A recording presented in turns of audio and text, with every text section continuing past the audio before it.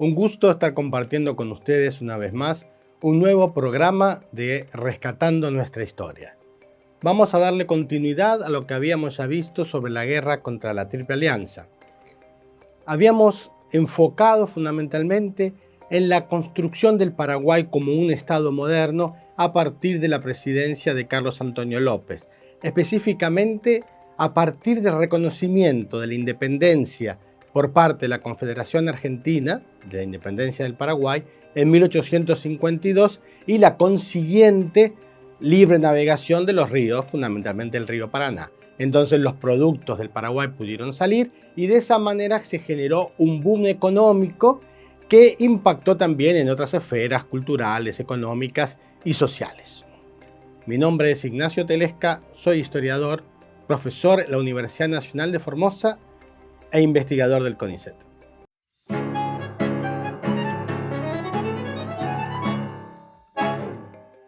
Ya vimos cómo estaba Paraguay, pero ¿qué pasaba con las otras naciones? ¿Qué pasaba con Brasil, Argentina, Uruguay?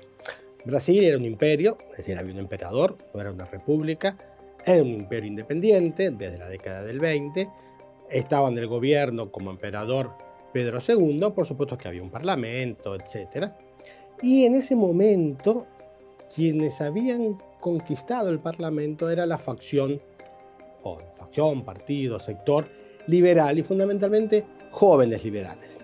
Cuando uno piensa en liberal, tiene que pensar en las ideas de Bentham, de Stuart Mill, es decir, todo lo que era el liberalismo fundamentalmente inglés, también lo que pasaba en Estados Unidos. Es decir, estas eran las ideas que permeaban a esta juventud liberal del Brasil.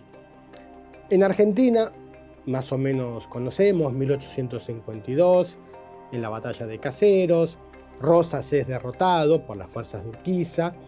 En 1853 se da la Constitución Nacional, pero hay un problema con Buenos Aires, ¿no? Buenos Aires no acepta, no asume esta Constitución, se juega solo, entonces viene Urquiza, quiere poner la casa en orden, hay una batalla en Cepeda. Llegamos a la batalla de Pavón, en donde Mitre ahora sí vence a Urquiza. Entonces Buenos Aires vuelve a tomar la manija del gobierno de la República Argentina, asume la Constitución de 1853 y empieza el primer presidente de la República Argentina. Es decir, antes había presidentes, pero Buenos Aires no formaba parte. Ahora, a partir de 1862, en que Mitre es elegido presidente, tenemos por primera vez un presidente de toda la República Argentina. Es decir, estamos recién en la década del 60 en donde el Estado empieza a conformarse, a fortalecerse. Cada uno puede pensar qué idea de Argentina se tenía, ¿no? Si la idea de Argentina en Buenos Aires era la misma que en La Rioja, la misma que en Corrientes o la misma que en Jujuy. Bueno, eso es otro debate y otra disputa, pero lo interesante es que la conformación del Estado como tal en Argentina es reciente. Reciente me refiero a la década del 60. Es decir, no existe un Estado como lo conocemos hoy en 1810 o en el 16 o en el 40, sino que es a partir de la década del 60. Lo pongo porque la guerra contra Triple Alianza va a iniciarse inmediatamente en el 64. Es decir, es importante ver, tenemos a un Estado en Paraguay con López que se empieza a remodelar, un Estado en Argentina que se empieza a construir. Vimos el imperio que, si bien uno puede decir, bueno, ya estaba, pero no, había bastantes movimientos de secesionistas, ¿no? Y el más importante, que es más cercano, es el de la Farropilia en la década del 30, que termina en el 45. Farrapo significa harapo, es decir, la Farropilia sería como la revuelta de los harapientos. No eran ningunos harapientos, ciertamente, sino que eran la élite riograndense que quería separarse de Río de Janeiro. Entonces Brasil, si bien tenía un imperio que venía de largo, pero tenía bastantes movimientos secesionistas, como el que acabamos de ver en el sur. Uruguay, por su lado, tiene una historia particular, es un territorio siempre en disputa, ya desde la colonia entre Portugal y España, luego entre Brasil y la Confederación Argentina, hasta que en 1828 Inglaterra media para que cese la disputa, porque ciertamente le convenía que estos puertos estuviesen tranquilos y en paz, entonces va a surgir la República Oriental del Uruguay. Por supuesto que este origen es un poco traumático a la hora de constituirse un Estado, a la hora de constituirse una nacionalidad.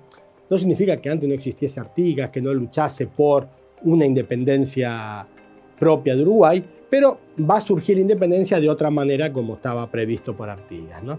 La cuestión es que hay una disputa muy fuerte entre dos sectores, que luego van a ser los partidos políticos que van a existir hasta hoy, entre el blanco y el colorado. Figuras del blanco Berro, figura del colorado Venancio Flores. Es importante porque, es decir, Venancio Flores, que es colorado y que va a ser la oposición, Berro va a ser el presidente, va a estar siempre muy aliado con Mitre. De hecho, va a combatir junto con Mitre en Pavón, por ejemplo, y va a ser muy importante. Esto lo decimos porque va a ser importante, va a ser clave a la hora de cuando disputen Venancio Flores con Berro, por quién va a apoyar Mitre siendo presidente. Entonces, lo que tenemos es que en un mismo momento hay 4 estados que de una u otra manera, por una razón u otra, están comenzando a crecer, fortalecerse y cobrar una identidad propia. Este va a ser el humus en donde se dé origen a la guerra de la Triple Alianza. Esto es muy importante. Es decir, si uno tiene que poner cuál es la causa central, es la conformación de los estados modernos en la región del sur post-independencia.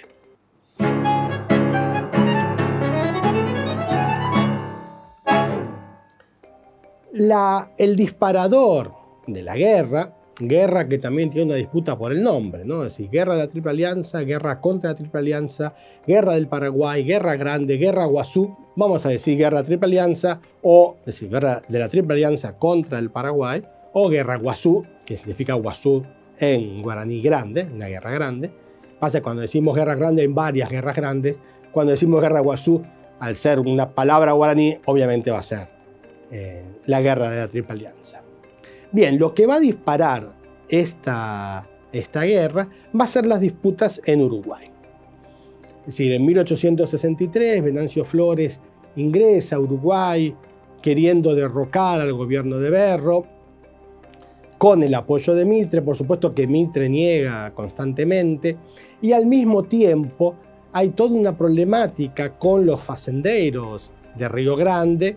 Claro, la frontera que hay entre Uruguay y Brasil, lo que sería Río Grande do Sul hoy, es decir, era una frontera lábil, ¿no? Donde entraban y salían, donde se hablaba portugués, castellano, incluso guaraní. Es decir, no había una presencia estatal firme, hasta acá llegamos y acá te cobro aduana y acá te pido el documento, sino que entraban y salían sin ningún problema. Y por supuesto lo que tenían más pesos eran los hacendados en riograndenses. Hay disputas, hay problemas, es decir, los riograndenses también quieren poner su autoridad en esta frontera lábil. Y claro, desde el gobierno uruguayo empiezan a poner coto y ahí empiezan las disputas. Entonces, estos riograndenses llegan hasta Río de Janeiro, donde estaba la corte y el parlamento, y van a insistir en la necesidad que el Estado asuma los intereses de Río Grande contra Uruguay, porque, y claro, hablaban calamidades del gobierno uruguayo, ¿no? Así como se hablaba calamidades de Francisco Solana López, también hablaban calamidades de Berro. Por supuesto que Uruguay se ve solo contra Brasil, contra Argentina, en la figura de Venancio Flores. Va a recurrir a Paraguay como ayuda y la teoría que se va a plantear es la del equilibrio de poderes. Es decir, necesitamos que nuestros estados, Brasil, Uruguay, Argentina, Paraguay, estén en un equilibrio que significa que donde no haya uno de los estados que tengan la potestad para hacer y deshacer a piacere en cualquier otro lugar. Por supuesto, siendo Paraguay y Uruguay los países más chicos, eran los más vulnerables ante los embates ya sea de Brasil, ya sea de Argentina. Entre uno y otro va a haber una diplomacia, mensaje va, mensaje viene. Entonces, Paraguay se va a sentir identificado con Uruguay con el gobierno de Montevideo. Berro deja el gobierno en el 64, asume en otra autoridad, Aguirre de apellido, en donde los problemas con Brasil van a ir increciendo. Entonces Brasil va a mandar a un diplomático para decirle al gobierno uruguayo: señores, ustedes tienen esta serie de demandas que tienen que cumplir, si no, me veré obligado a tomar cartas en el asunto. Por supuesto que Uruguay fue a pedirle ayuda a Paraguay. Paraguay sí le dio de palabra y también con textos, pidiéndole tanto a Mitre como a Brasil que no se inmiscuyesen. De hecho, y esto es importante, le va a exigir al Brasil que no se meta en los conflictos internos del Uruguay, porque si no va a entenderlo, Paraguay, como una causa de guerra. Es decir, es una posición muy firme, muy dura de parte del gobierno paraguayo. Uno puede decir hasta qué punto se justificaba o no se justificaba. Con el diario del lunes es fácil escribir la historia. Si uno se ubica en ese lugar, me imagino que el Francisco Solano López ni se hubiese imaginado lo que venía después. Ni siquiera Brasil, ni Uruguay, ni Argentina. La cuestión que, por supuesto, lo que pudiese decir Paraguay al emperador de Brasil poco le importaba, y de hecho va a invadir Uruguay y va a poner la casa en orden de acuerdo a los intereses brasileños. Claro, ante esta situación, Francisco Solano López se ve en la necesidad de tener que tomar una decisión. O hago como que nunca dije nada, o asumo las consecuencias. Entonces, justamente en ese momento, estaba un barco yendo por el río Paraná, remontando el río Paraguay, para llegar hasta el Mato Grosso. Ahí va el gobernador, el presidente de Mato Grosso. El barco se llamaba el Marqués de Olinda, es importante por el hecho en sí. Y Francisco Solano López lo hace detener en Asunción, no le permite que siga avanzando y toma prisioneros a todos los que estaban en el barco. Por supuesto, ahí es una declaración de guerra al Imperio del Brasil. Y de hecho, inmediatamente lo que va a hacer Francisco Solano López es mandar una expedición hacia Mato Grosso a tomar ciertas posiciones brasileñas. Este es el inicio, se puede decir, de los combates. Al principio es una guerra entre Paraguay y Brasil. Por eso muchas veces hay disputas de cuándo se inicia la guerra contra la Triple Alianza. Bueno, la guerra contra la Triple Alianza se inicia a fin de 1864, pero la Triple Alianza se va a formar en 1865. ¿Cuándo se crea la Triple Alianza?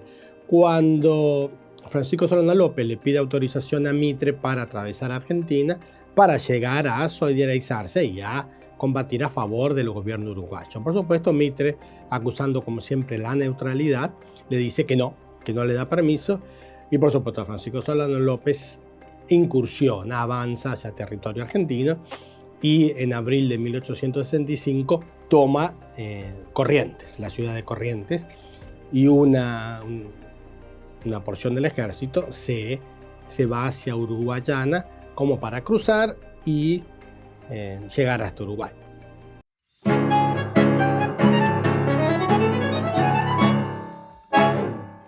Hasta acá llegamos. Vamos a hacer un corte.